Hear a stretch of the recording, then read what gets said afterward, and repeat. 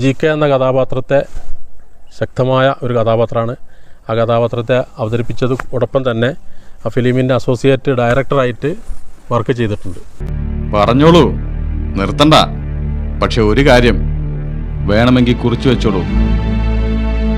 നിങ്ങളെ മോൻ ആസാദ് ഒരു മന്ത്രിയായി സത്യപ്രതിജ്ഞ ചെയ്യുന്നത് നിങ്ങൾ കൺകുളിർക്കെ കാണും.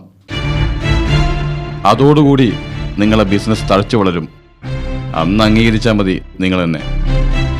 തെരുവീതികളിൽ കപ്പലണ്ടി കച്ചവടം ചെയ്ത് തെണ്ടി നടന്നിരുന്ന ആ പഴയ ഊച്ചാളി ഗണപതിയല്ല, GK ആണ് പറയുന്നത്. പിന്നീട് ഇദ്ദേഹം സിനിമയിലൊക്കെ ഉള്ള ആളാണ്. സിനിമയിലൊക്കെ അതിനൊക്കെ ടെക്നിക്സൊക്കെ അറിയുന്ന ഒരാൾ എന്നുള്ള അർത്ഥത്തിലാണ് പിന്നെ ഇദ്ദേഹത്തെ ഞാൻ എൻ്റെ അസോസിയേറ്റ് ഡയറക്ടറായിട്ട് വെക്കുന്നത്. ഉണ്ണിയോട് ചോദിക്കാനുള്ളതേ ഇങ്ങോട്ട് ചോദിച്ചാൽ മതി, ഞാൻ പറഞ്ഞുതരാം. എന്നാ പറയേ, ഇന്ന് കോളേജിൽ അവൻ എന്റെ പെങ്ങളെ കയറി പിടിച്ചു എന്ന് പറഞ്ഞാലേ അർത്ഥം മാറും. അവളുടെ കൈക്ക് പിടിച്ചു.